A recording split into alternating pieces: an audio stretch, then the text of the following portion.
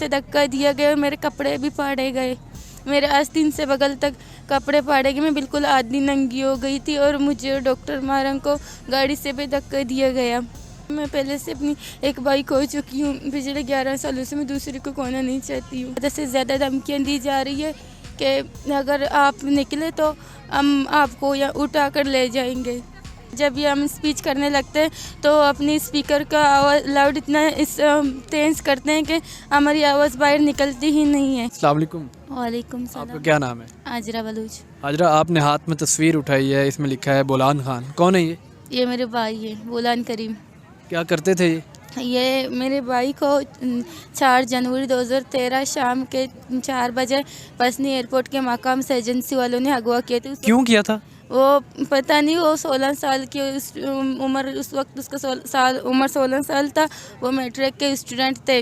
उस वक्त उसको लापता किया गया और हम यहाँ सिर्फ इस्लामाबाद इंसाफ लेने आए हैं। मैं यही रिक्वेस्ट करती हूँ कि मेरे भाई को बाजियाब किया जाए, लेकिन यहाँ पर तो मेरे और दूसरे भाइयों को भी ज़्यादा से ज़्यादा धमकियाँ दी जा रही है कि अगर आप निकले तो हम आपको यहाँ उठा कर ले जाएंगे।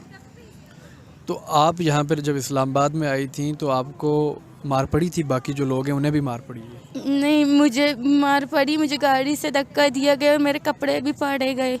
मेरे आस्तीन से बगल तक कपड़े फाड़े गए। मैं बिल्कुल आधी नंगी हो गई थी और मुझे डॉक्टर मारंग को गाड़ी से भी धक्का दिया गया। तो आप क्या समझती हैं कि आपको यहाँ बैठे इंसाफ मिल जाएगा? प्रेस क्लब के सामने बैठकर कोई नतीजा निकलेगा इस मसले का? हम एक उम्मीद लेकर यहाँ पर आए हैं और हम यही रिक्वेस्ट करते हैं, यही उम्मीद करते हैं रियासत से और बाहर के इंटरनेशनल मुल्कों से कि मेरे भाई को बाजियाब किया जाए और हमें इंसाफ दिया जाए। आपकी आंखों में आंसू हैं, ये आंसू भाई की याद की वजह से हैं या रियासत के इस रवैये की वजह से? रियासत के रवैये की वजह से, क्योंकि मैं अपनी भाई को लेने आई हूँ और वो उल्टा हमें धमकियाँ देते हैं कि हम आपके वो दूसरे भाई को उठा कर ले जाएंगे। तो आप उन धमकियों से डरी हैं? मैं उन धमकियों से नहीं डरी, मैं अपनी भाई के लिए डरी हूँ, क्योंकि मैं पहले से अपनी एक भाई खो चुकी हूँ। पिछले 11 सालों से मैं दूसरे को खोना नहीं चाहती हूँ। तो आपकी बात तो कोई सुन नहीं रहा है, आप इतने वक्त से यहाँ पर बैठी हैं, तो इस बैठने का क्या फ़ायदा होगा? फिर भी हम उम्मीद करते हैं शायद मेरे भाई लौट आए और मेरे दूसरे भाई हिफाजत हो जाए। आप किससे रिक्वेस्ट करती हैं, किससे आपकी इल्तिजा है, किससे मुतालबा है कि आपके भाई को रिहा कर दिया जाए? मैं चीफ जस्टिस साहब से यही रिक्वेस्ट करती हूँ और बाहर के इंटरनेशनल मुल्कों से कि इसको नोटिस ले और मेरे भाई की बाजियाबी को यकीनी बनाए। आपके वज़ीर-ए-आज़म जो हैं, हमारे वज़ीर-ए-आज़म जो हैं बलूचिस्तान से हैं, उन्होंने आज कहा कि ये जो लोग बैठे हैं झूठ बोल रहे हैं। हम कैसे झूठ बोल सकते हैं? माएँ कैसे झूठ बोल सकते हैं? हम यही तो अपील कर रहे हैं कि अगर हमारे भाइयों ने कोई जुर्म किया है तो उसको अपने ही अदालतों में पेश करें और कानून के मुताबिक उनको सज़ा दी जाए, लेकिन हमारे यहाँ पर कोई सुनता ही नहीं है। आपकी कोई बात नहीं मानी जा रही? नहीं, कुछ भी। उल्टा हम पर और ज़्यादा तशद्दुद कर रहे हैं, हमें मेंटली तौर पर टॉर्चर कर रहे हैं। ये जो आगे बैठे हुए ये इनकी हरकतें हमें मेंटली तौर पर टॉर्चर कर रहे हैं। जमाल रईसानी आपके कैंप के सामने बैठे हैं, जी।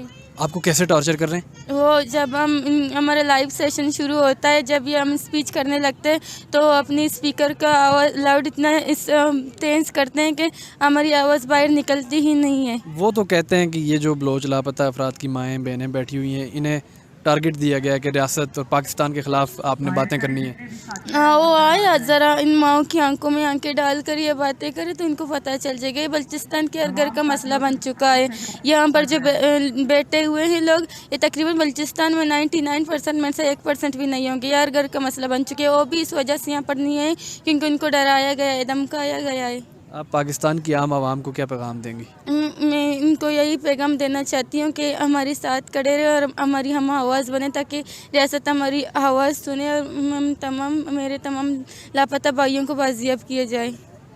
अल्लाह पाक से दुआ है और रियासत के करता धरता जो लोग हैं उनसे ये मुतालबा है कि इन मासूम लोगों की भी सुने, इन मासूम लोगों के मसाइल को तरजीही बुनियादों पर हल करने की कोशिश करें। ये आपके लोग हैं, ये कहते हैं हम पाकिस्तान मुर्दाबाद का नारा लगाने वाले नहीं हैं। हम सिर्फ इतना चाहते हैं कि हमारे लापता भाइयों, बेटों, खामदों को रिहा कर दो। हम आपका शुक्रिया अदा करेंगे, यानी कि आपके मुतशक्किर होंगे। तो रियासत को भी चाहिए कि आगे बढ़कर इनका हाथ थामें, इनके मसाइल हल करें और यही वाहिद हल है इन मज़लूमों के साथ इंसाफ का। अपने मेज़बान को इजाज़त दें अल्लाह ने के बाद।